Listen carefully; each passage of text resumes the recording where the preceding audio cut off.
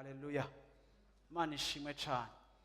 Turashimira Imana rero ko itugirira neza nkuko Joel yabivuze. Turinjiye mu ndwi yacu ya gatanu, ariyo ndwi ya avant dernier, imbere yuko turangiza amasengesho yacu y'iminsi 40.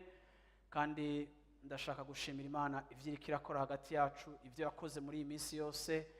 Nimba turi kumwe mu masengesho, mfashe dukomere Imana amashi kuvyiriko irakora, ibyo yakoze mu buzima bwacu, kuvyiriko irashitsa, kuvyiriko irahindura mu buzima bwacu, ku nyishu zayo ziriko ziraza, no kuri témoignage zitari nkeya tumaze igihe turiko turumva. Turashimira Imana presence yayo, kandi turashimira Imana yagushoboje kuri uyo mwanya wawe ubufashe, kandi bikagukundira ntihabeho intambamyi, ariko gashobora kuba muri ayo masengesho muri iyi minsi yose yo kuba imbere y'Imana. Tuza ku migoroba, arabaza mu gitondo mu masengesho, arabaza gusenga bonyene ngaha kwa masaha ya saa 6 gushika saa 8, ari nabaza ku munsi wa kane ari gitondo cyose gushika amasaha ya mbere ya après-midi, abantu bari imbere y'Imana basenga. Byose turabishimira Imana ko idushoboza kandi iherekeje iyi myanya yacu, idushoboje neza, turabishimira. Haleluya. Iyi ndwi twarabaye cyane mu mutima wo gusenga, ariko kandi ahanini mu mutima wo gusenga twagiye tumanuka mu bintu twize guhera ku munsi wa Mungu. N'indwi turamera nk'ababandanya muri uwo mutima wo gusenga, aho mu gusenga kwacu tuvuga ngo Mana nanje ndizana, nanje ndazana ubuzima bwanje. Haleluya. Kuko kenshi iyo dusenga, mikrofone yanje ikivuga neza, sinzi uko ndayumva ngaha, ariko numva umenga mugabanye basse gato, numva harimo echo, sinzi kwiva muri hotu, ariko mugira ico mugabanije ngaho. Sava, numva ari sawa. Nubona rero. Okay, rero indwi twarahagaze kuri ico kintu, aho tuvuga ngo iyo turiko turasenga ntituza gusa tubwira Imana ivyo dukeneye, amabesoin yacu canke ivyo dukeneye mu buryo bw'ibifatika vy'iterambere ry'ubuzima bwacu gusa, ariko iyo tuje imbere y'Imana tuza tuzanye n'imbere y'Imana n'ivyo tubuze, ibitubereye intambamyi biba indani muri twebwe, biba mu buzima bwacu, biba mu ngeso zacu, biba mu mibereho yacu, navyo Satani ashobora gushishikara gukorera ko bikatubuza kuja aho Imana iriko iradutwara. Hari ahantu Imana iriko iratwara ubuzima bw'umuntu wese, hari ibintu Imana igomba ku buzima bwawe mu kiringo cawe co kubaho, hari ivyo Imana igomba kushitsa, hari ivyo Imana igomba kubamwo umugisha, hari ivyo Imana igomba yuko uza nk'inyishu. Kwa gatanu twarafashe hoho umwanya wo gusengera ivyo twita mu buzima bwacu kari intambamyi canke handicap, ico kintu cose kitubuza canke kidushingira akarimbi mu buzima, bikadutuma hari aho tutaja.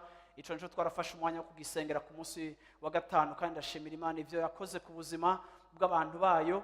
Ariko kandi iyo tuza gusenga ntitura abantu birengagiza uko tumerewe canke uko tugwaye indani, ariko iyo tuza gusenga, iyo turondera Imana, tuba dufise courage, tuba dufise ubushizi bw'amanga bwo kuraba mu maso intege nke canke ibitwononye dushobora kubona yuko biri mu buzima bwacu, bifise ivyo vyagiye biravamo mu mibereho yacu, ariko iyo tubiravye dusanga Satani ashobora kubikoresha mu kubuza ubuzima bwawe kubaho ubuzima buryoshe, kubaho ubuzima bwo kunesha, kubaho ubuzima burimwo ubushobozi bw'Imana n'impinduka.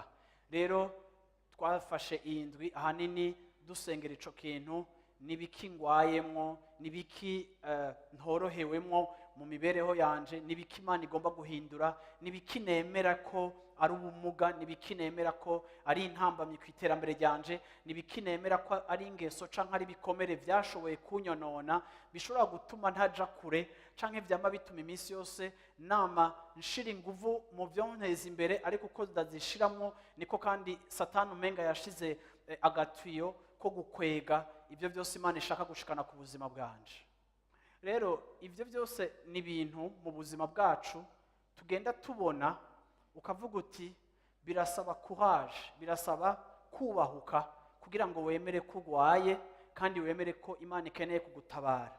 Kenshi hari igihe tuzi imbere y'Imana tugasuzugura impact y'ubugwayi bwacu canke tugasuzugura impact y'ingeso zacu tukazirenga ko ariko tukihuta kubwira Imana ibyo dukeneye nk'uko umenga izi ntege nke ziri mu buzima bwanje aya madefo ari mu buzima bwanje nk'uko umenga si ikintu kibi nkwiye guhagurukira nkagwana naco kandi niteze Imana ko ishobora kumbohora no muri ivyo navyo kuko nico Satani ahagarara ko mu kudetwiza ubuzima bwanje ubuzima bwawe. Rero tugomba kwiga kwiyambura kandi dukwiye kwemerera Imana ikatwambura ico kintu cyose kiza kitubera ikintu gitanga ubuzima bwacu canke kiza kuvanga mu bijanye n'ivy'Imana iri kirazana kuko bene ivyo bintu nivyo bigwiza muri twebwe amagogwa yo mu buzima no mu mutima no kugubwa neza no kutagubwa neza kuko bene ivyo bintu biratwicira biratwononera. Usomye muri Zaburi ya 51 iyi Zaburi Dawidi yayanditse ahejeje kwitahura ahejeje gushigwa en face de lui amaze gushigwa mu maso icaha yakoze yarakizi ko yagikoze yarakizi ko ari icaha ariko kandi ni bya bindi usanga mu buzima bwacu amakosa yacu tugerageza kuyashiramo justification turibembereza turitwaza buhoro amakosa y'abandi urasara ukayataka ariko amakosa yacu tuyafise ko tolerance turayihanganira kuko twe twayakoze turazi kumburaho biva canke turazi impamvu zadutumye tubikora ariko kandi bikatubera ibintu bibi kuko a force yuko wewe wigirira akagongwe ukibabarira ukitwara buhoro uriko uragerageza kwifata avec soin uriko uragerageza kwimaneja no kwitwara neza buhoro buhoro et pourtant ibikwica bikurimo kujya ukarira mugenzi wawe yagize ikosa ijya intensité n'ijya rigueur ushira ku bandi niyo intensité kandi na rigueur ugomba kwiga gushira ku buzima bwawe. Umuntu atikarira n'umuntu agowe, umuntu yisigura mu mafuti yiwe n'umuntu agowe kandi ari malheureux. Sishaka kuzana profesi mbi ako nimbura umuntu utikarira utikosora nimbura umuntu utari kurarondera kubohoka genda kubwire ngo ejo hawe ni habi. Washobora guhura n'ijambo ry'Imana, urashobora guhura n'umukozi w'Imana, urashobora guhura n'umuntu w'Imana akakuremesha akakubwira ko ata problem. Kandi bene abo bantu bene abo bakozi b'Imana kenshi mu buzima bwacu turabakunda kuko batubwira ko ata problem. Ariko ngenda kubwire ngo urafise problem nimba wiyorohereza kuko nta mu acteur wa mbere ari important kuri changement yawe kiretse wewe nico wemera ko Imana ikora mu buzima bwawe. N'Imana ntacikora mu buzima bwawe utakiyemereye kubijanye n'inyifato yawe. Nico gituma yuko no gukizwa ni decision wafashe, ni choix wewe wagize. Imana ntiyagufashe ku mutwe ngo kizwa, yaraguhitishijemo umunsi umwe urahitamwo uramuha ubuzima bwawe. Kujya kumwakira yabaye decision yawe, niko n'impinduka Imana iri irazana ikoresheje ijambo ryayo utayipermese utayakiriye utemeye ko Imana ikora. Sinibaza yuko hari ikindi kintu kizokora ubuzima bwawe kiretse Imana avec ton accord. Amen. Nico gituma mu buzima bwacu dukwiye kuba abantu batihebera kuko wibaza ngo urihebeye urisiguye wigiriye akagongwe ariko ivyo bitariko birabakorije nivyo bizokwica hirya y'ejo, nivyo bizokwica hariya, nivyo uzosanga wararogesheje abana bawe, nivyo uzosanga waricishije nabo ukunda kuko utemereye ngo Imana ikubohore kandi gukiza. Rero iyo ndi imbere y'Imana, iyo ndi muri relation avec Dieu, non seulement ndashaka ko Imana iteza imbere imibereho yanje ya misi yose, ngire carrière nziza, ndonke salaire nziza, ndonke uburyo bw'ibi, ndonke iki, ndabisaba Imana, ariko kandi ndanasaba Imana ibohore ubuzima bwanje. Ndi conscient y'ingwara zanje, sindazikawusha, sindazipfuka, sindazisobanura, sindazijustifia ko, ariko ndi imbere y'Imana, ndi prêt kandi ndemera Imana ikavuga mu buzima bwanje kuko Imana ntingwanya ariko imana iranshigikiye kandi nyifuriza ibyiza niyo irungitse ijambo kunkosora ibishaka kumfasha. Amen.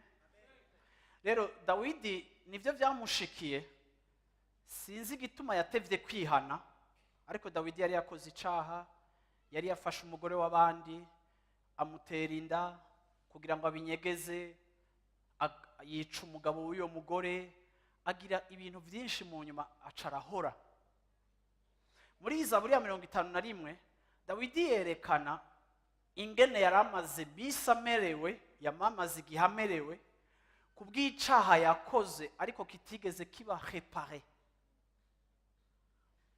Ariko kandi kuri uyu murongo wa 51 aravuga ngo ngirira ikigongwe Mana kubw'imbabazi zawe, kubw'isinzi ry'imbabazi zawe usibanganye ibicumuro vyanje, unyuhagire rwose ukugabitanya kwanje, unyoze icaha canje, kuko nzi ibicumuro vyanje.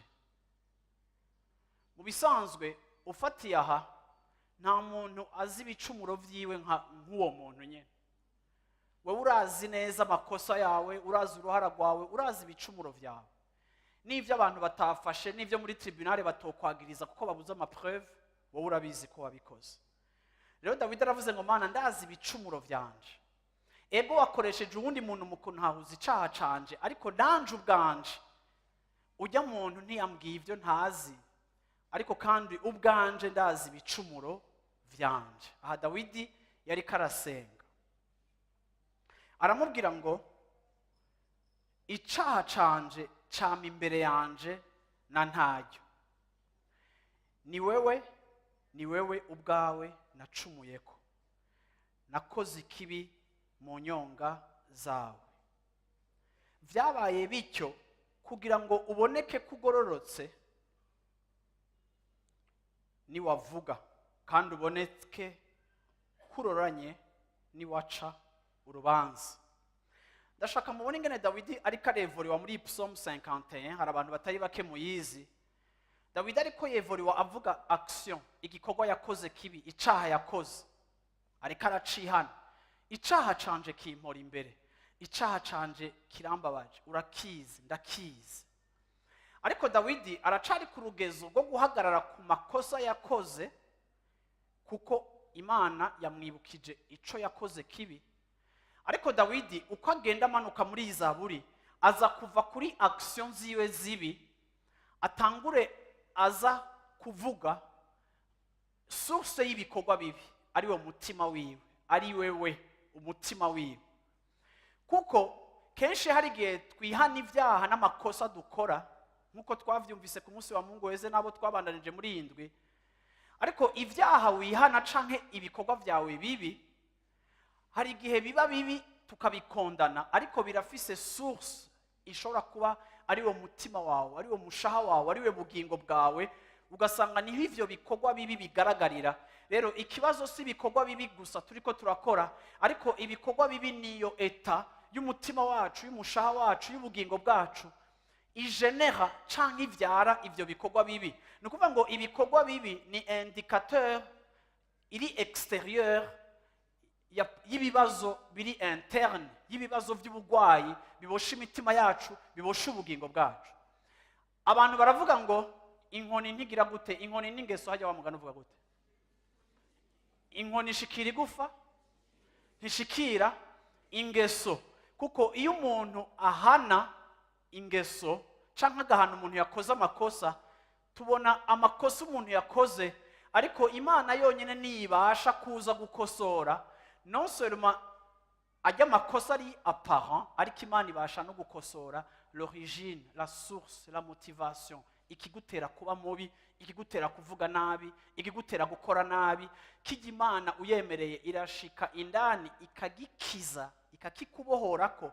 Kandi iyo umuntu amaze kubohoka neza indani, no mu mikorere arahinduka, kuko imikorere mibi ifata origine muri motivation canke mu bugwayi buri mu buzima bwacu.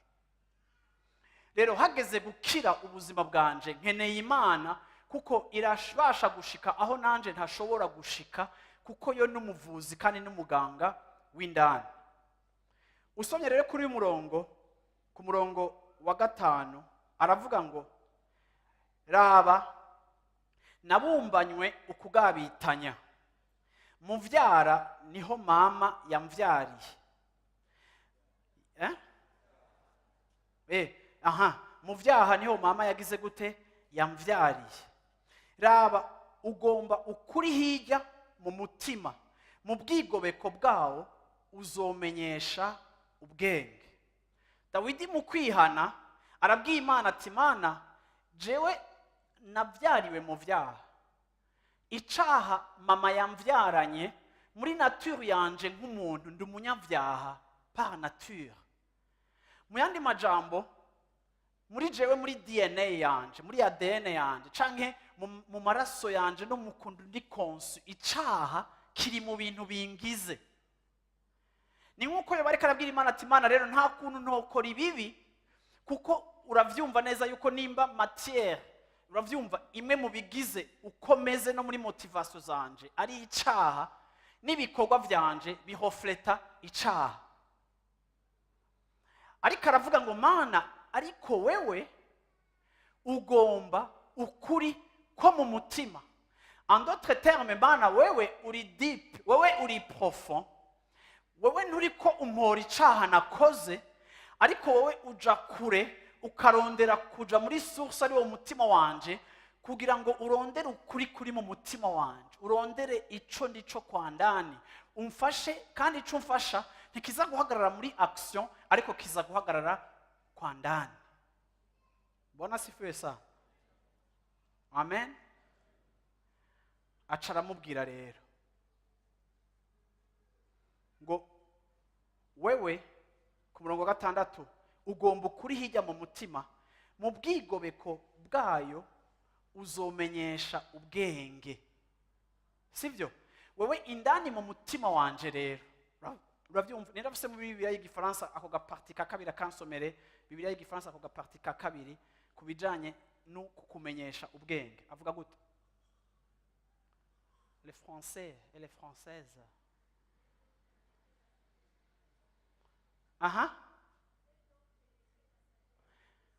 Faites donc pénétrer la sagesse au-dedans de moi. Mana si kibazo cuko nisha umugore, nashesha amaraso, nagize ibiki, ariko Mana fais pénétrer, injiza, shira muri jewe ubwo bwenge bwawe, uko kuri kwawe Mana, muri ya nature yanje iri corrompu, zani ibiva kuri wewe binyinjizemo, kuko nutakora operation indani muri jewe, nta na operation ishoboka hanze muri jewe. Aha Dawidi rero atanguye kuvugana n'Imana ibintu by'indani mu mutima. Dawidi arengeye kwihana icaha, ahubwo rero atanguye kuza kuri source y'icaha, kuko abantu b'Imana twese amakosa dukora canke ibintu bibi bituvamwo birafise aho biva mu mibereho yacu kwa ndani, kandi igihe tuza imbere y'Imana tuza kugira ngo Imana itubohore from inside. Uravyumva? Kuko ivyo hanze ni kimenyetso c'ivy'indani, kandi igiti kimera en fonction ya nature y'imbuto iri yatewe, ntigishobora kumera ibitandukanye n'icatewe. Rero nimba muri parcours yawe mu buzima bwawe, muri education waronse, mu ma experience, mu vyagushikiye, mu vyakubabaje, mu vyakuremereye, nimba mu rugendo rw'ubuzima hari ibintu vyaje bikagusambura bikakonona, biragoye Imana itagukirije indani, biragoye yuko hari umuntu azokwiyataka ku ngeso zawe zo hanze ngo banagukubite canke bagufunge ngo bibe en mesure yo kuguhindura, kiretse hakozetse igikorwa c'indani kigomba kukubohora ubwo buribwe n'ubwo bubabare n'ivyo bikorwa bibi vyaje kugusambura kwa ndani. Amen. Haleluya. Amina. Acaramubwira ngo Mana ku murongo w'indwi, unyezeshe Ezobu ndera, unyuhagire ndabaderere kurusha uko sheregi yera, unyumvishe umunezero no guhimbagwa, kugira ngo amagufa wavunye anezeregwe. Aha Dawidi mu kwihana atanguye kwereka Imana yuko non seulement ibikorwa vyiwe byamutwaye n'umunezero w'indani, aravuga ati Mana unsubize umunezero, subiramo umunezero Mana, subira ugarukana umunezero mu buzima bwanje, mu kunyeza unyozeshe, uravyumva, kugira ngo amagufa wavunye anezeregwe. Dawidi aragerageza kutwereka yuko icaha yakoze na konsekanse yaco, naho yabaye umuhinga mu kukinyegeza abantu ntibakimenye, indani yari karaba détruit, ku buryo ashika n'ahantu avuga ngo amagufa yanje yariko aramungwa, amagufa yanje yari ajanjaguritse, yariko aravunagurika. Mugerageze kubiraba, ntawe ubizi, yabinyegeje, yabijeye neza, n'umwami, si abantu babimenye, ariko kandi il ne parvient pas y'ukwidebarasa konsekanse y'ico yakoze, ahubwo hejuru y'ubugwayi haje kwiyongera kw'inkurikizi, indani ari détruit, ari malheureux, arononekaye. Nico gituma abantu b'Imana, iyo tutariko turabohorwa n'Imana, tuba abantu bari malheureux. Ico twize dimanche canke ico Richard ashingiye intahe ngaha c'umunezero wo mu mutima, ntigishobora kuba ikintu kigaragara mu buzima bwacu. Iyo bien-être y'indani ntiva ku mafaranga winjije, ntiva ku kintu na kimwe waronse co hanze, ntiva kuri affection.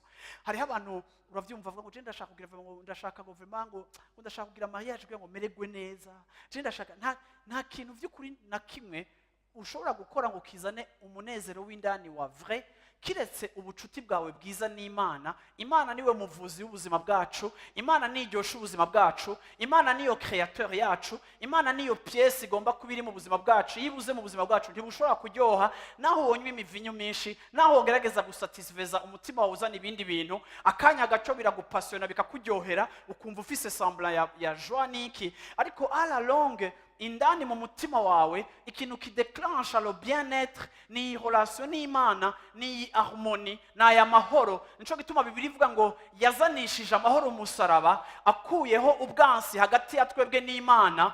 Nico catumye Yesu atureconcilia na papa, kuko ikintu ca mbere gishobora kuba absent mu buzima bw'umuntu, umuntu akaba malheureux, c'est la relation avec Dieu. Kubana n'Imana no kufitana ubucuti n'Imana ni ibintu bigenda vyameliora ingene ugubwa neza n'ingene umerewe, ku buryo ufise canke udafise ntivyafekta nécessairement ukumererwa neza kwawe, kuko kumererwa neza kwawe nuko watewe ku muzabibu, watewe muri Kristo, niwe giti gifise ubugingo, niwe bugingo, niwe atumara inyota ntidusubire kuja ku yandi mariba. Nico gituma iki Dawidi naho yari umwami ari muri palais amerewe neza, atakintu mu bifatika abuze, aradekriva situation yiwe, akavuga ngo Mana ngo nsubiza amahoro yo mu mutima, kugira ngo n'amagufa yanje asubiremo inkomezi, mbabarira plus. Ndafise besoin ya pardon, ndafise besoin, uravyumva, yo kubabarirwa, ku buryo Mana utambabariye nta kintu na kimwe numva kiriko kiraparvena kunzanira kumererwa neza. Amen. Yesu ashimwe cyane. Mbwira umuntu mwicaye uti wige gusaba imbabazi. Mumbwirire neza umuraba mu maso uti wige gusaba imbabazi. Aravuga ngo murongo wa 10, Mana undeme mwo umutima utunganye. Mana créa muri jewe un cœur pur. Rema muri jewe umutima utunganye. Mana icaha nakoze nagikoze kuko umutima wanje udatunganye. Mfise problème au niveau de mon âme. Mana sindagusavye imbabazi kuko nasambanye canke nishe, ariko je pousse loin kuko Mana umutima wanje utawukorije nzosubiramo vya bindi nyene. Rero Mana ndakwinginze undememwo umutima utunganye, un cœur pur. Iyo tuvuze umutima utunganye canke cœur pur, tuvuga umutima, uravyumva, wacengewe, wasatiriwe, waboshwe n'ivyimviro vy'Imana. Nukuvuga ngo ni la pensée de Dieu, ni ivyimviro vy'Imana biri mu buzima bwacu. Mana ndemamo umutima ufise ivyimviro vyawe, kuko jewe nk'umuntu konvoitize y'umugore yontera gushaka kuryamana nawe, kandi ubujuju bwanje buranyibagiza yuko ari plaisir y'iminota mike, ariko kandi inteye guhemuka no kuzana umucafu mu buzima bwanje. Ariko Mana, mfise ivyiyumviro vyawe, ngira dimension ya eternite, mfise ivyiyumviro vyawe, ntahura ibintu, mfise ubwenge bwawe, nkatahura yuko imbuto yose mbivye iri lourde conséquence ku buzima bw'iwanje. Hama ubwo bwenge wasize mu mutima wanje, iyo sagesse wakomunitse mu mutima wanje, uwo mutima wanje uri pure, ufise ivyiyumviro nk'ivyawe, ukama inkomezi zo kwankira umubiri wanje. Nico rero twita ngo abana b'Imana n'abarongorwa na muhemu w'Imana. Urugezo rwo kurongorwa na muhemu w'Imana ruri determine n'urugezo muhemu w'Imana yamaze gucengetera ivyiyumviro vyacu, aho naho wowe uri umuntu ushobora kugira la pensée de Dieu, kandi igacika ideale yawe, iciyumviro c'Imana kigacika ico wumva utahuye, hama kigatangura kuba ikimotiva tes actions.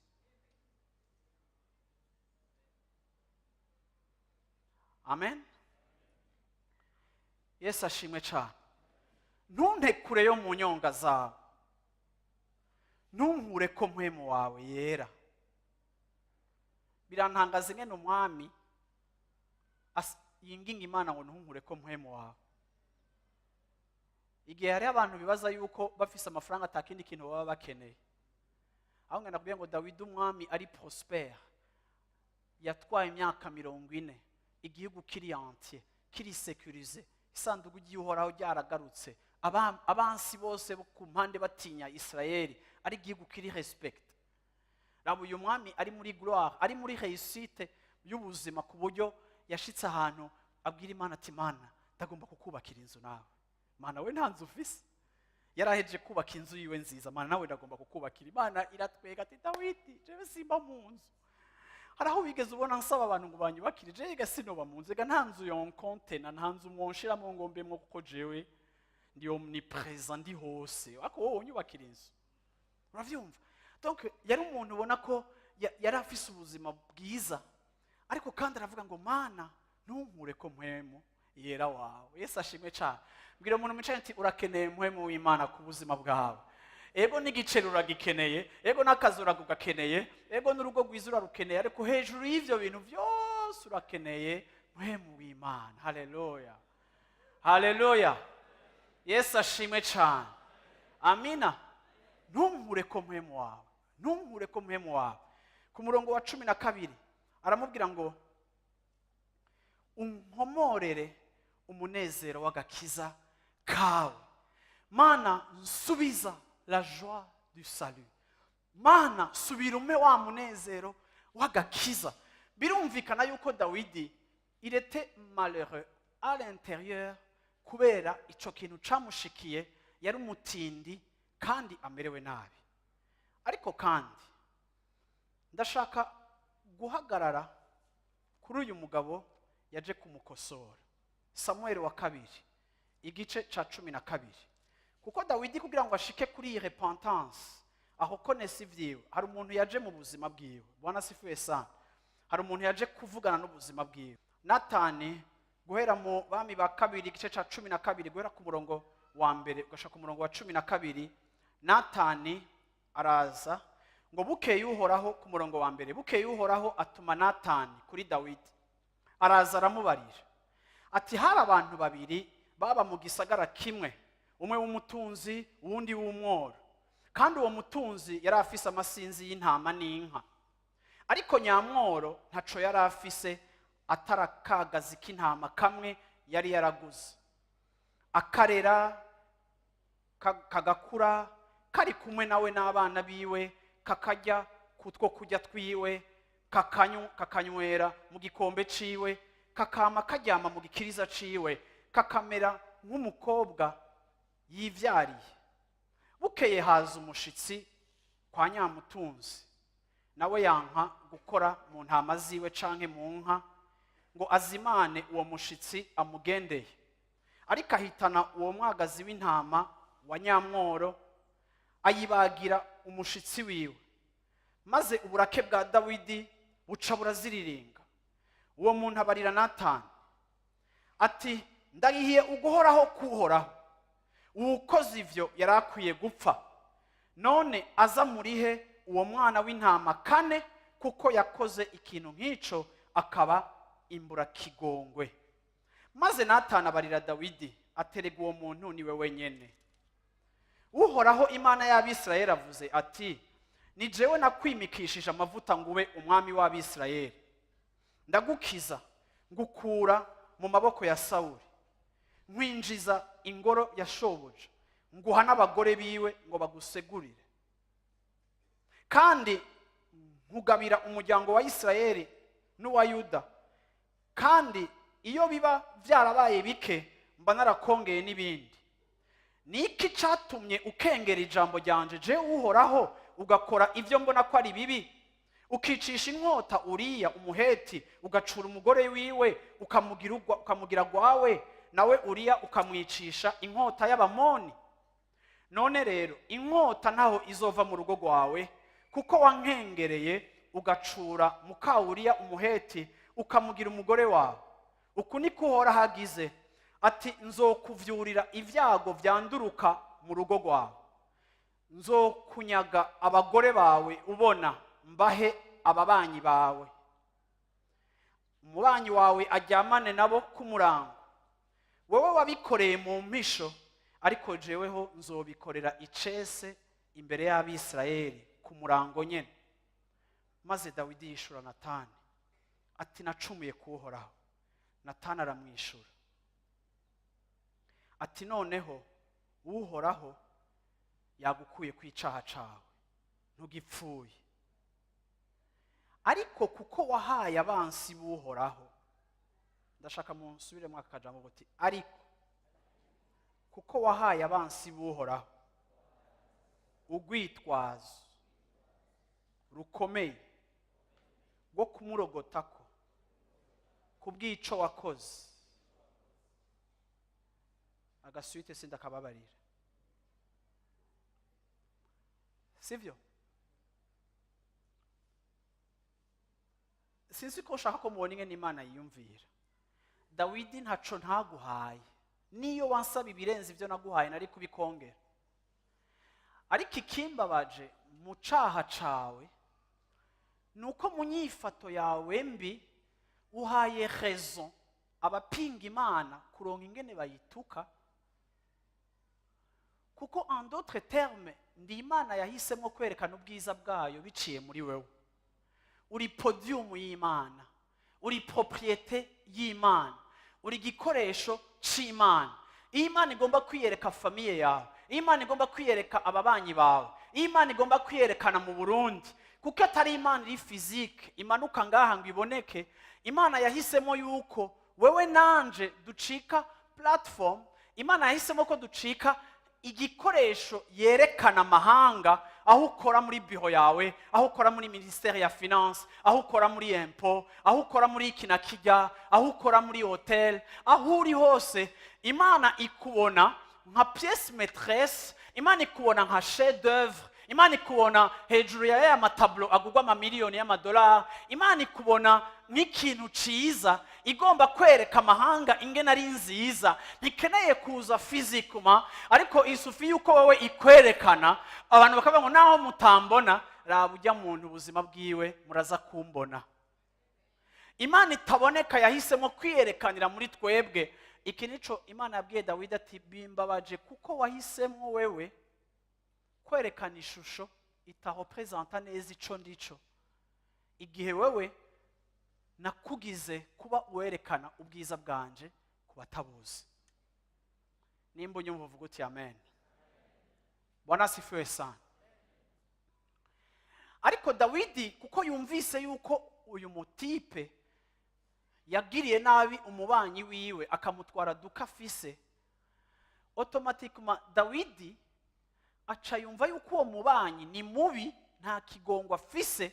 Avuga ngo uyu muntu akwiye gupfa, kandi uyu muntu akwiye no kuriha inshuro zine ujya yagiriye nabi. Nimba ari mu bwami bwanje umuntu nk'uyo ategerezwa guhanwa. Ariko kandi Dawidi, ndabuze umuntu ngo gatoya, murabizi bantu b'Imana, nshaka unyumvirize neza, mu buzima bwacu hari ikibazo dufise.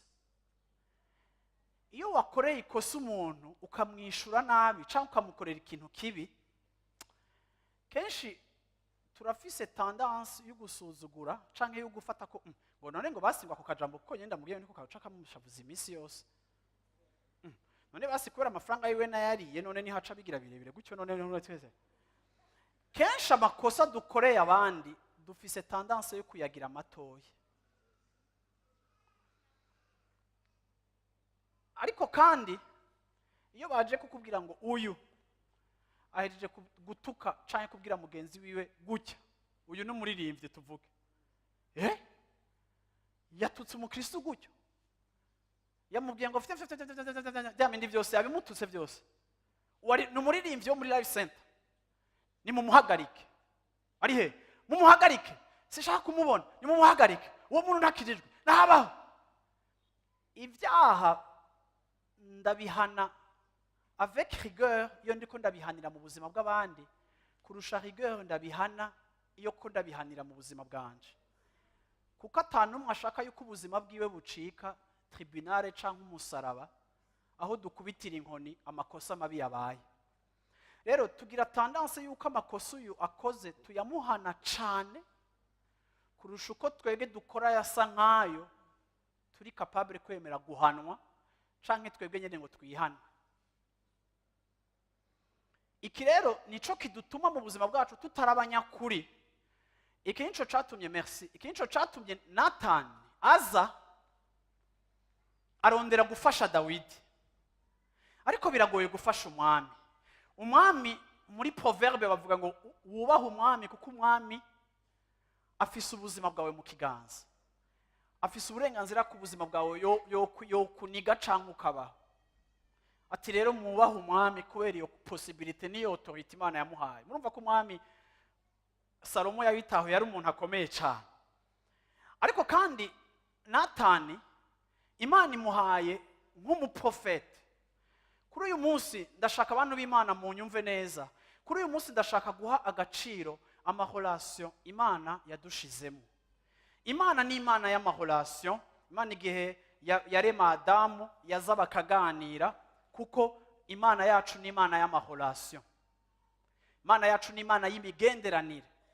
Ikaza mu itongo ikaganira na Adamu.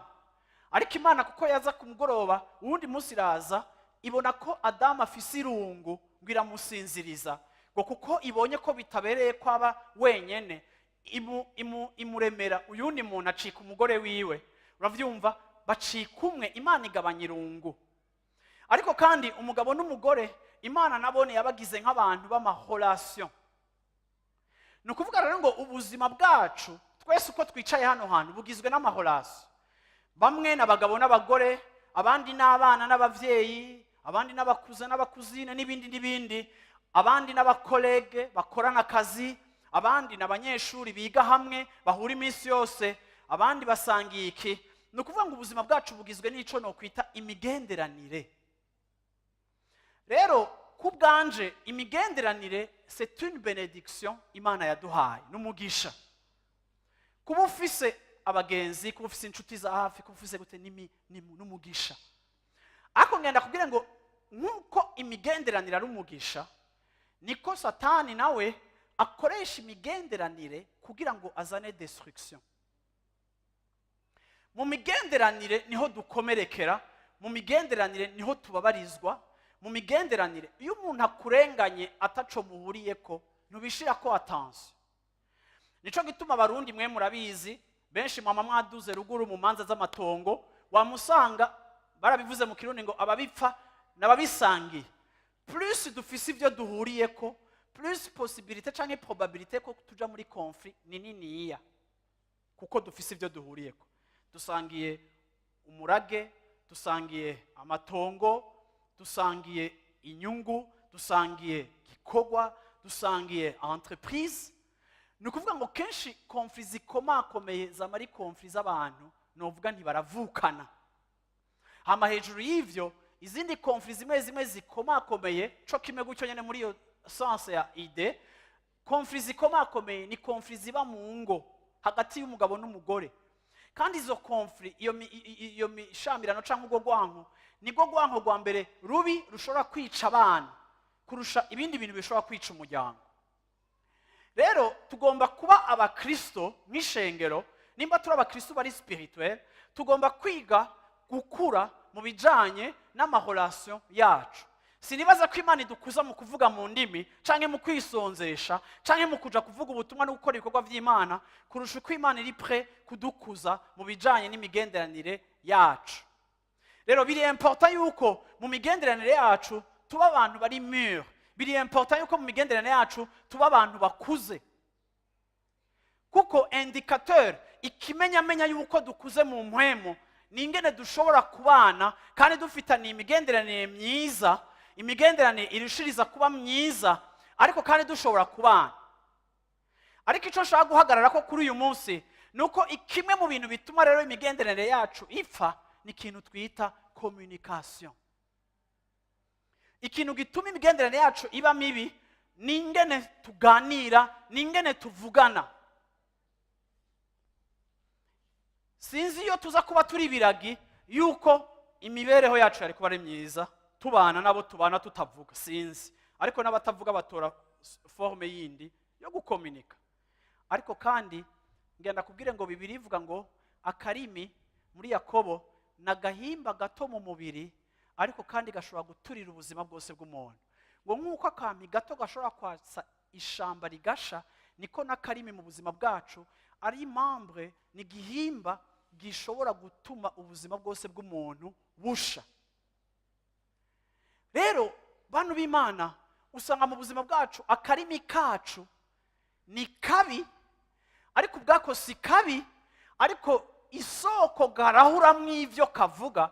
Bibiliya ivuga ngo ibibogaboga mu mutima w'umuntu, ibidudubiza mu mutima w'umuntu, nivyo n'akanwa kiwe kagira gute kavuga.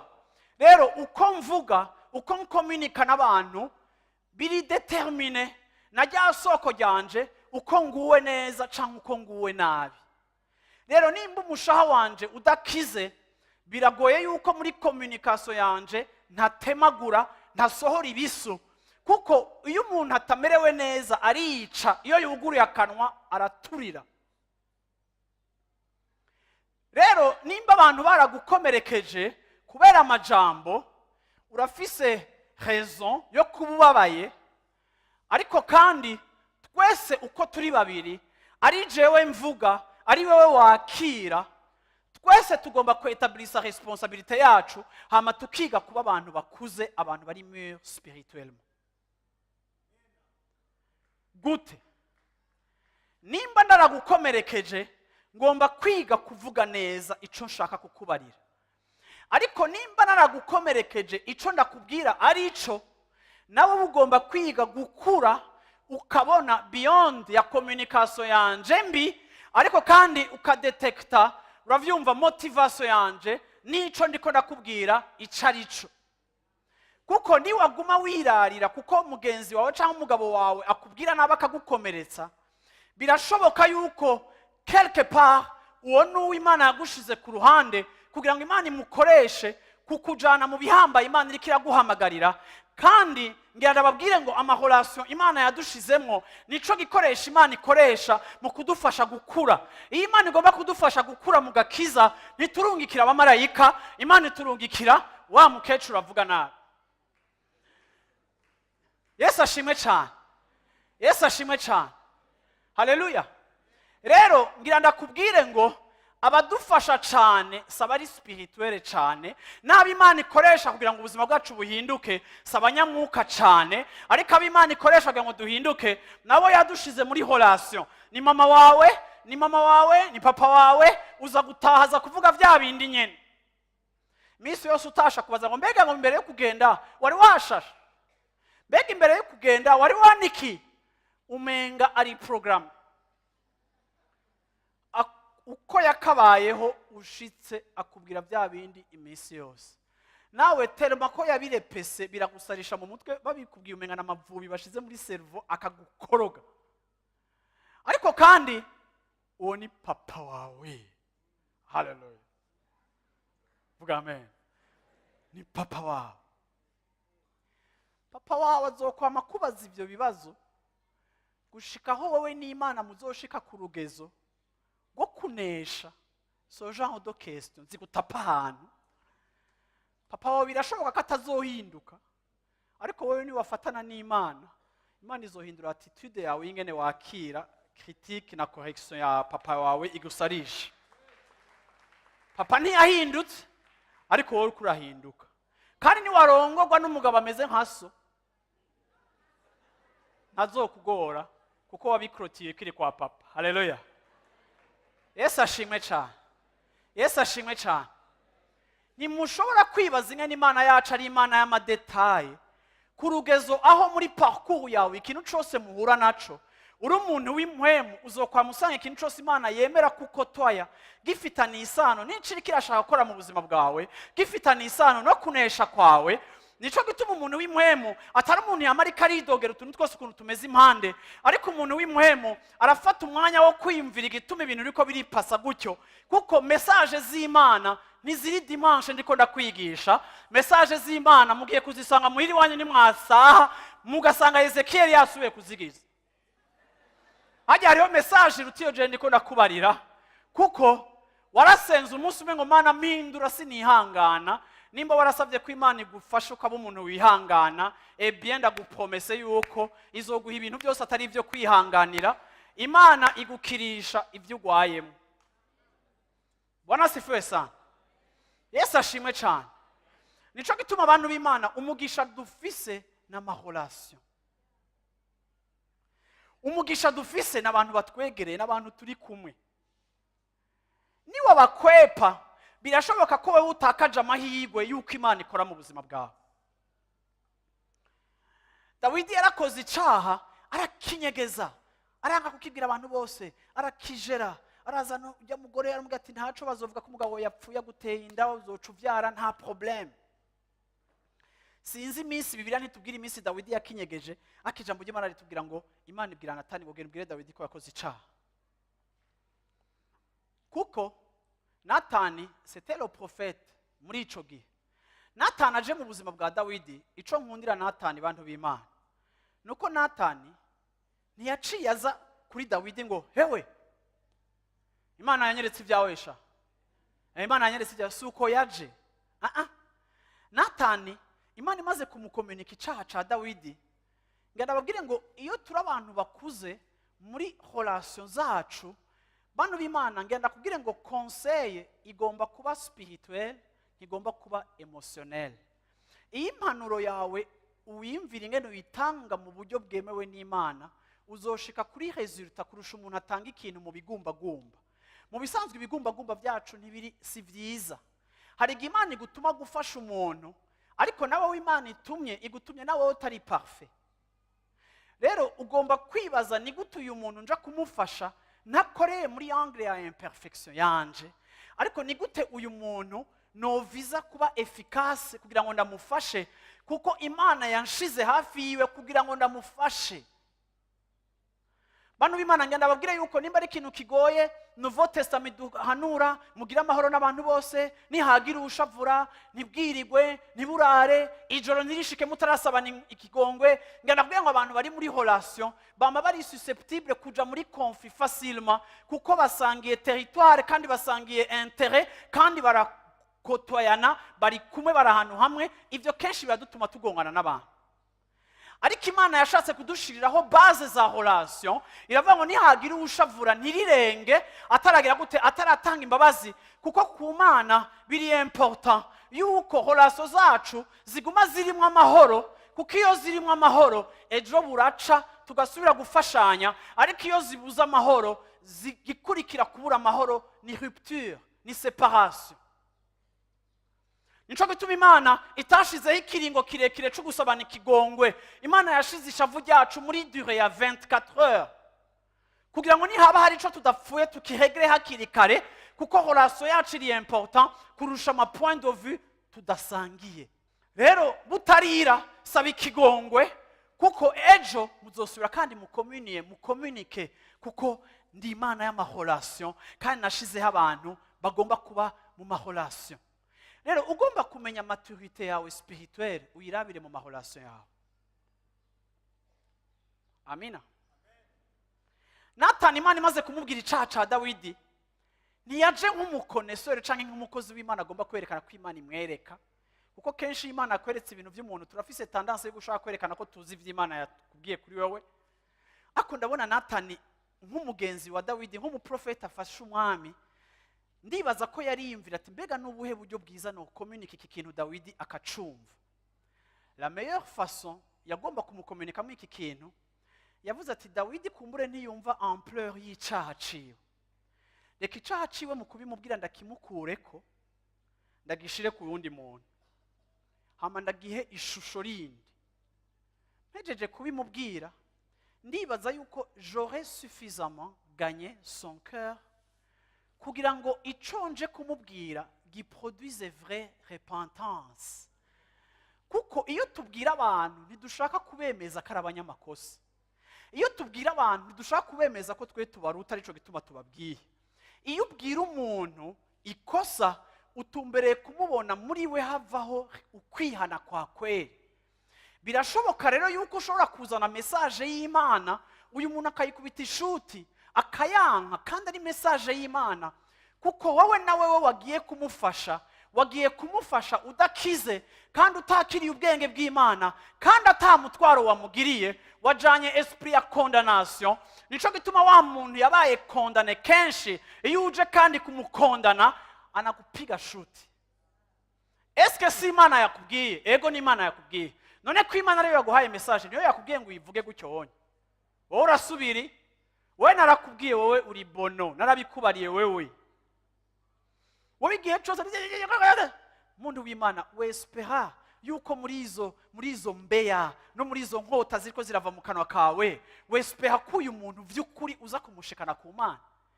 Erega iyo tuje guhanura abantu no gufasha abantu, ntitubahanura ngo tubafashe ku bwacu canke kugira ngo babe abacu canke kubw'inyungu zacu. Iyo nje gufasha umuntu ndamufasha nk'ikiremwa c'Imana, Imana ifise ku mugambi kugira ngo ngwize amahirwe yuko c'Imana yamuhamagariye ashobora kugishikako.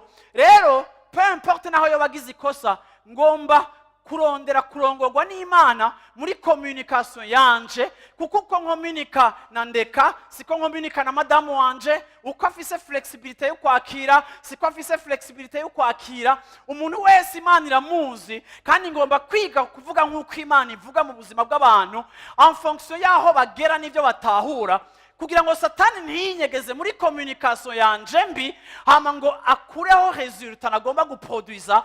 Nico gituma iyo tubana n'abantu tukabafasha, tugomba kurongorwa n'Imana ingene tubabwira ivyo tugomba kubabwira, naho ko bari ukuri, naho vyo babiri legitime. Umuntu wese uzohanura ushavuye, uzomuhanura uri motive n'ishavu, hama ishavu riproduise reaction yo kwidefendre. Nico gituma iyo dufasha abantu tugomba kuba dufise ubwenge bw'Imana bwo gufasha umuntu, tugomba kuba tubifisemo ubwitonzi kugira ngo mu gishingo cyo guproduiza kwihana ntuproduise rebellion. Urabizi twese mu buzima bwacu turafise ukuntu tuzinanye. Je madamu arafise ukuntu hansi, nanje ndafise ukuntu ndamuzi. Iyo nje kumuhanura, ndamuhanura ubwa mbere na mbere arazi ko jewe ndamubona gutyo, arazi opinion ndamufiseko. Rero iyo nje kuvuga, ijwi ryanje rigarutse ubugira 1,500, namubwiye peut-être sur la même chose. Rero ngarutse kukimubwira ko, uravyumva, reka basineye ko akarore kuri jewe, agarutse kukimbwira ko, kuko nzi ko agikarira, nca ndevelopa agasysteme so ati ntaheze kuvuga ndiko ndamwumva, canke nshiremo amayekutere mu matwi, kuko nibaza ko ndazi canyibaza ko kubijanye n'ingene nkoresha amafaranga. Rero aje kumbarira ndazi cagira mbarira, hari n'igihe uvuga ndabizi abagabo bona spesa.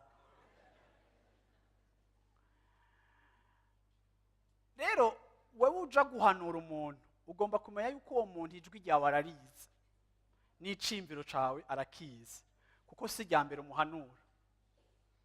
Mbega ko iminsi yose umuhanura yacagira reaction mbi, ubwo umuhanura gute? Eske wowe urakize na wowe nyagutanga impanuro, wowe urabohotse? Kuko nimba uzuzanye ibisu, nawe ategeza guproteje umutima wiwe, kuko ibisu byawe byaramucumise bikwiye, ntakeneye kusubira kuvuga. Aca developa mekanizme y'ukuzivya ijwi ryawe. Ni gutyo rero muri couple canke mu bantu begeranye communication itakara. Je nkavuga ngo haje umushitsi wa gatatu, niho uca wumva ico nibaza ku mugore wanje, mubariresha nawene uyo oya. Ifoko haba mu troisième personne kugira mwese mutangure kuvuga, kandi mwese nuwo muntu aca yumva ko hariho problème muri iyo couple, kuko insinga zose n'ibisubica bitanga gusohoka. Kubera iki? Kuko Satani aratwiba relation nziza zigakuraho communication. Zamara gukuraho communication, ico umuntu yari sanse kukumarira ntaba kikukumariye, kuko mwese mwaramaze kugara imiryango, mwaramaze gukomereka. None gashengero ry'Imana rya Life Center, ni gute dushobora kubaho mu rugendo rwacu rw'agakiza dupermeta ko Imana iduhindura ikoresheje abatwegereye baza kuvuga mu buzima bwacu? Ni gute nimba nshaka gufasha Nina nkaza kumufasha mu buzima bwiwe, ni gute no kwemera Imana ikamfasha ikantravaya kugira ngo develope communication yanje iyonje kumuvugisha? Kuko ico nipfuza nuko agira hashitse. Igituma Imana yaduhuje ikadushira ku nzira imwe, ikadushira muri eglise imwe, ni kugira ngo dufashanye. Igituma Imana yamuguhaye nk'umukuza canke nk'umukuzine muhora muganira, ni kugira ngo agufashe gushika ahantu. None ni gute wewe ukomunika na wewe uheseva? Ni gute twese bombi dukwiye gukura kugira ngo nimba amagufa yacu yari karamungwa, nimba umunezero w'agakiza waratakaye, nimba ubuzima bwacu bumerewe kure buri kure y'Imana, nimba presence y'Imana tutakiyumva kubera amakosa yabaye menshi mu buzima bwacu, ni gute twosaba Muhemu Yera akadushoboza kugira ngo tumwemerere akoresha amahorasyo yadushizemo, ayakoreshe kugira ngo Imana ikoresha abo bantu muri kumwe kugira ngo badufashe?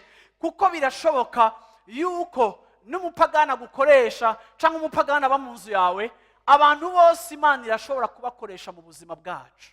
Bose Imana irashobora kubakoresha. Amen. Yesu ashimwe cyane. Rero tugomba kuba turi abantu rero bazi kuvuga ngo Muhemu Yera dufashe tuba abantu bakuze muri relation zacu. Kuko abantu b'Imana tudakuze tuzodevelopa icitwa ubujyajya canke hypocrisie muri relation zacu. Jewe ndakora amakosa, nawe urakora amakosa. Nta muntu n'umwe adakora amakosa, nande ndafise amakosa, ndayakora. Ndakeneye guprofita presence yawe kugira mbe corriger. Kuko ampleur amakosa yanje ndayashira ko ntoya, siyo wewe uyabonamo. Harakenewe Natani aza kukwereka yuko ico caha wanyegeje ukibaza ngo vyaraheze. Harakenewe umuntu aza kuvugana na wewe akagufeza prendre conscience yuko tu as besoin de te repentir. Kuko kenshi twirarira twiproteja, turakeneye abandi bantu Imana yugurura amaso bakaza kuvuga mu buzima bwacu, bakatwereka uburemere na impact y'ibikorwa byacu, kugira ngo vy'ukuri turealize combien tugwaye, kuko kumbure wewe ntiwibona neza kandi wiha amanota menshi kuri 10. Bigatuma utari kurahinduka kandi udashira umutima wawe mu gusenga ngo Imana ikore muri wewe, kuko wewe wiha ama excuse menshi. Amen. Yesu ashimwe. Murumva ko nashaka guheza iki kintu, ndashaka kukirangiriza kuri Exode chapitre 18 kuva kuri 11 kushika kuri 24. Bwana sifiwe sana. Yesu ashimwe cyane. Haleluya. Amen. Ngana kugira ngo uyu Natani yaravuze mu buzima bwa Dawidi. Kandi birantangaza, Natani kenshi yavuze mu buzima bwa Dawidi, hariho kenshi atamubwiye ibintu byiza. Ubundi munsi Dawidi yagira yubakira inzu Imana, ashushe abigira Natani. Natani Imana iramubwira ngo genda ubwire Dawidi ntanyubakira inzu, kuko yashesha amaraso menshi. Murabona Natani agaruka ubwa kabiri akavuga ati Dawidi, iyo projet yawe ni nziza, ariko iyo nzu izokubaka n'umwana wawe, kuko wowe warashesha amaraso menshi, niko Imana imbariye. Nukuvuga ngo yari umuntu kenshi avuga mu buzima bwa Dawidi ko ntiyavuga ibintu biryoshe. None muba mufise abantu iyo baje kuvuga mu buzima bwanyu batavuga ibintu biryoshe? Muba mubafise? Ninde afise abantu iyo bavuze mu buzima bwabo kenshi batavuga ibintu biryoshe? Come on, ni bande? Amaboko yanyu. Sivyo? Babaho. Ariko abo bantu rimwe na rimwe naho batavuga ibintu biryoshe si ukuvuga yuko bitaryoshe atari byo. Hariho ibitaryoshe amatwi yanje yumva kubinyerekeye ariko atari byo. Nico gituma nimba ufise abo ukunda ariko ugasanga ufise impwemu ya critique muri wewe, ukwiye gusaba Imana ikakubohora, kuko umuntu afise impwemu ya critique kenshi iri exagere, kenshi ntiyubaka, kuko kenshi uba maladroit kandi ufise plaisir yo kwereka umuntu ko ari umunyamakosa kandi ko ari uwafo. Bishoboka yuko n'ivyo umubwira ari ivyo, ariko kandi uburyo ubivuga n'ikikumotiva kirakwica kandi kigutuma benshi bugara imiryango kwijwi ryawe. Rero naho uhanura ugomba d'abord wewe muhanuzi gukira. Amen. Amen. Mwese murazi yuko rimwe turi mu kibanza cyo kwakira canke cyo gutanga, n'est-ce pas? Kuri ivyo bibanza byose twokupa hose harakeneye ko dukira. Kuko iyo umuntu abantu bakuze bakubwira kuvuga amajambo menshi, kuva muri secondaire abagenzi barakora kuvuga amajambo menshi, muhiri wanyu barabikubarira ako wowe aho kutavyemera. Hamuragize mariage, umugabo wawe arakubwiye kuvuga amajambo menshi, abashitsi batashe agacaza ngo ariko we sinakubariye, none nkabijya wagiye kubivugira iki, wagize gute? Ndeka rero ugacuhaguruka ugacugenda mu cumba cyangwa ukagenda hehe. Tellement wabibwiwe kenshi ku buryo byaragucikiye igikomere, kuko kumbura babikubwiye nabi. Maskini ya Mungu bamekuonea, ntibabigukomunitse mu rukundo neza, babikubwiye nabi, ariko nawe uramaze gushishwa ni commentaire ivuga kubijanye n'ingene uvuga. Hama rero aronse akazi gashasha muri Aubert dufata, umusuperviseur araguhamagaye arakubwiye ngo madame wari mushasha mbagize yawe ni Jacqueline. Ni Jacqueline. Murombe mwengo ratakaza umwanya munini mu makuru waruvugisha abakozi uvuga byinshi. Monsieur le directeur, je suis désolé, jewe kuko ari kintu cara gukurikiranya cara gusambuye urasaza ngo ati jewe manimba ari vyari uko mumbona. Oya jewe je suis même prête à présenter ma démission. Je suis prête. Ko si shaka bavyumva. Nukuvuga ngo ubuzima bwawe bwamabugenda busambuka, kandi ivyo wamupfa n'abantu n'ama opportunité yagucitse nuko toujours habayeho umuntu Imana ikugirisamwo akakubwira kakagwara ugwaye kumbura akakavuga atakoresheje sazeshe y'Imana. None ga Jacqueline, Yesu ashimwe, none urahevye bigume bimeze gutyo wonye?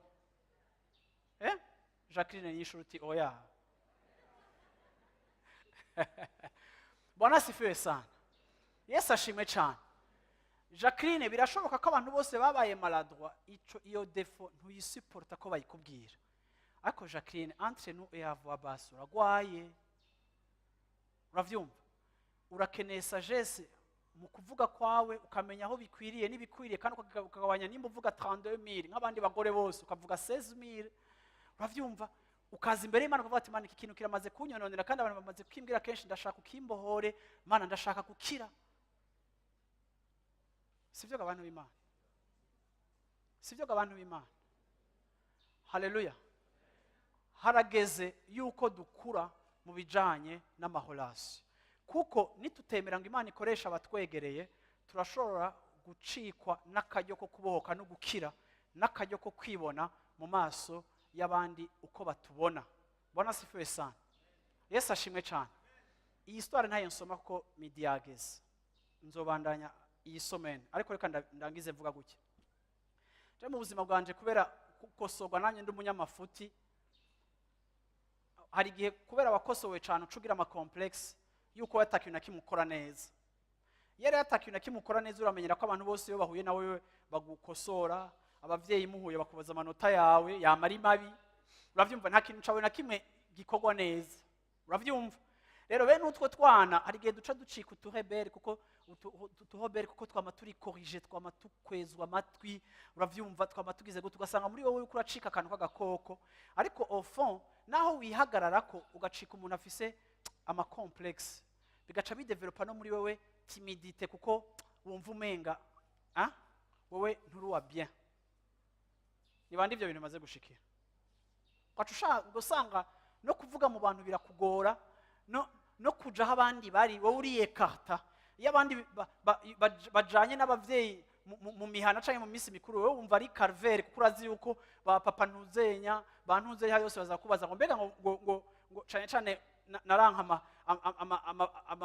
amavisite tugira muri famille ya après mois de juillet baca bakubaza ngo mbega amanota ngo waramenye aho je nabananane uravyumva donc narumva ko nikoreye nk'isi yose kuja muri ujya muhana kuko ubuza abapapa n'abamama bakunda ivy'amanota uravyumva so urabona faiblesse yose umuntu ashobora kuba afise canke amadefo uravyumva umuntu wese yiyubakira akadomene kiwe n'ibihome byo kwiproteja kuko nta muntu numwe akunda gucinyizwa naye nta muntu numwe akunda ikintu kimwibutsa intege nkiziwe nta muntu numwe akunda ikintu kizana mu maso yo amafuti yakoze kenshi biragora birasaba souplesse na maturité spirituelle kugira ngo twemere uravyumva kwakira rero nkijijwe ntangura kuvuga ubutumwa mbwira umuntu kuyundi narakunda kubwira ubutumwa abantu individuellement nkabwira ubutumwa bagenzi banje abantu bagakizwa entre turi babiri rero buhoro buhoro hatangura kuba abantu babona ko muri jewe hariho ingabire yo kuvuga ubutumwa kandi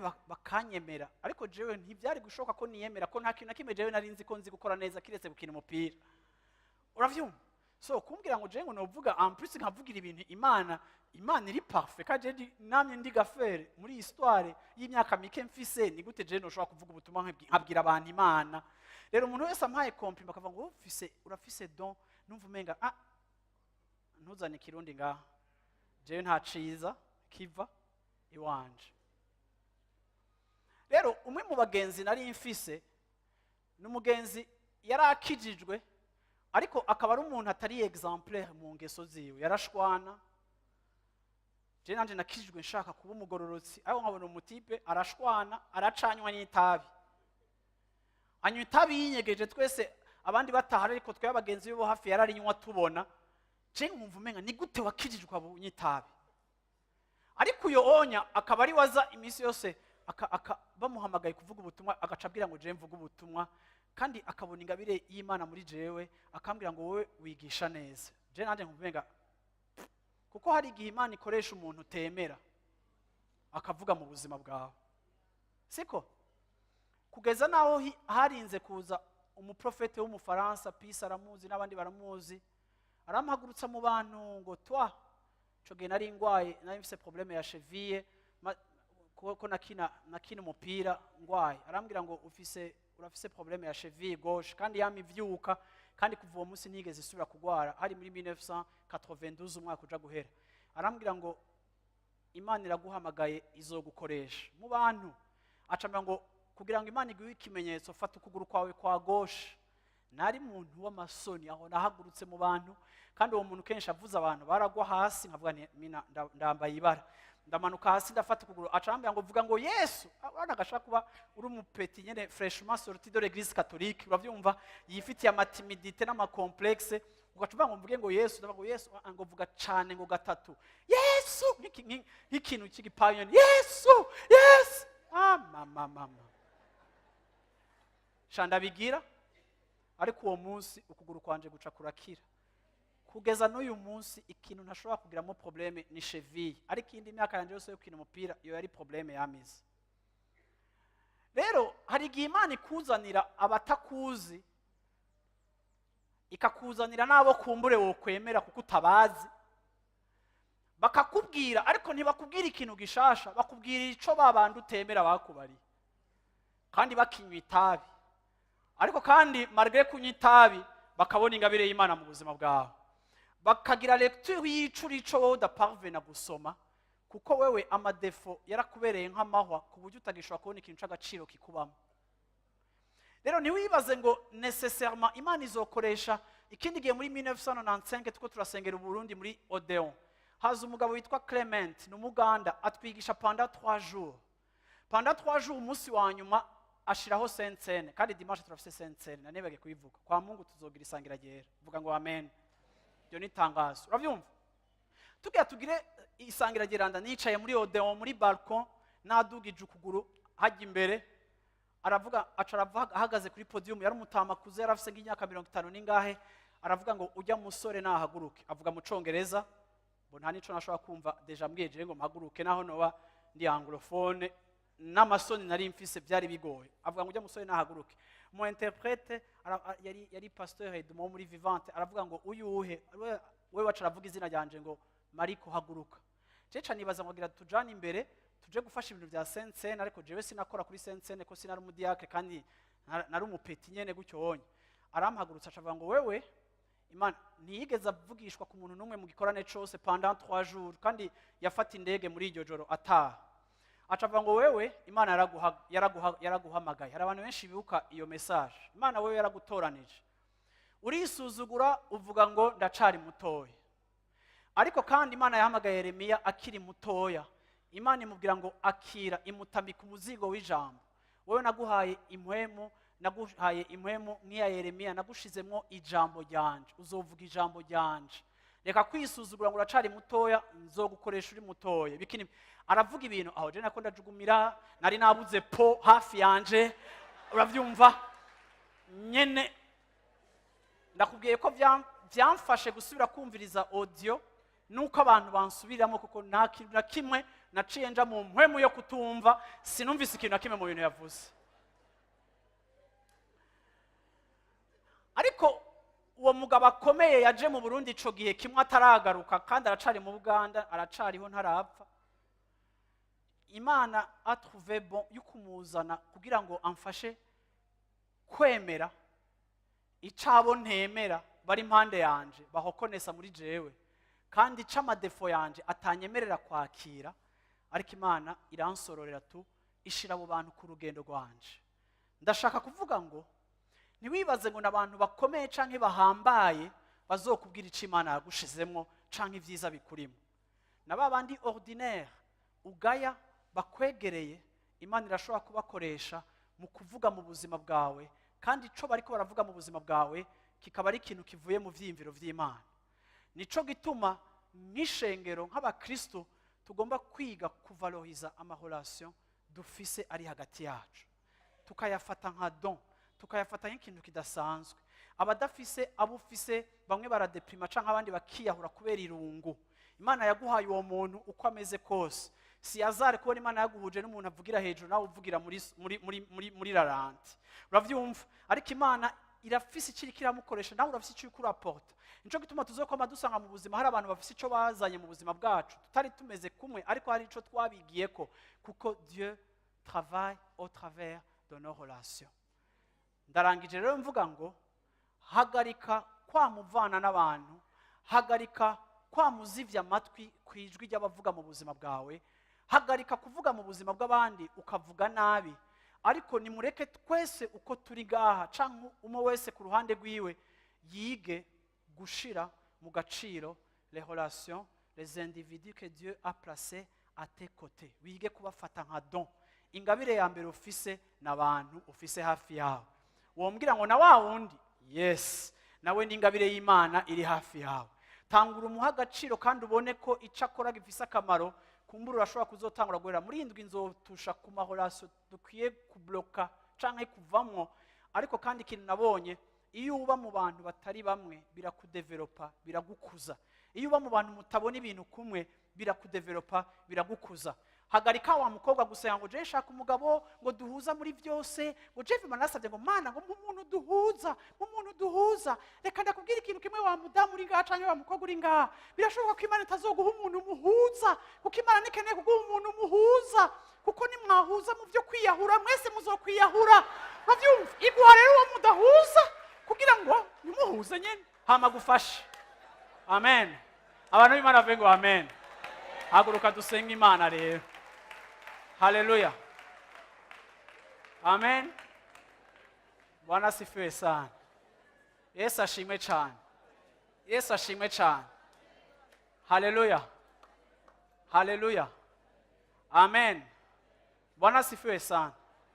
Yesu ashimwe cyane. Je Imana ntiyampaye umugore duhuza, ariko ndabibishimira cyane kuko yamugize igikoresho cyo guhinduka cyane kwanje. Nari igitiritiri kenshi ariko aravuga, ariko nikamezeya nkamenya yuko Imana niwe mu docteur yampaye, ankora ahantu hansarisha, ariko niwe muganga Imana yampaye. Kandi nyuma y'ukumvura inyuma y'imyaka 18 genda mu mubaze mwibanga ntahari, arababwira ingene ndi umuntu. Bwana asifiwe sana. Amen. Rero Imana ntikeneye kuduhuza n'abantu duhuza, keneye kuduhuza n'abantu ishaka ko duhuzwa nabo. Amana twebwe twiyadapte. hama twapresiye les relations. Amen. Haleluya. Yesu ashimwe cyane. Ubiravye muntu w'Imana nta conflit n'imwe ifise lieu d'exister muri relation ziwawe.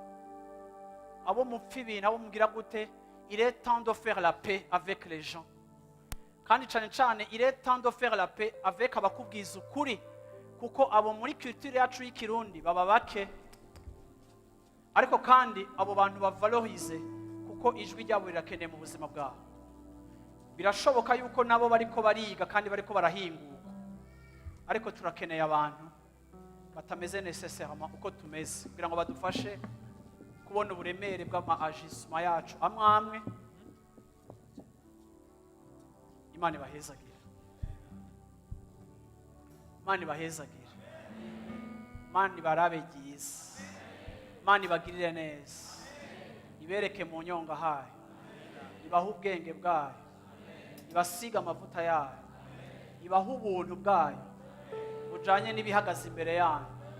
Ibaha ubwenge bujanye n'ibihagaze imbere y'ubuzima bwayo. Ibakomeze, ibakuze, ibahingure, ibajanjagure, ibagire ibikoresho byayo, ibagire kuba isoko ry'umugisha mu izina rya Yesu Kristo. Amen. Imana ibahezagire.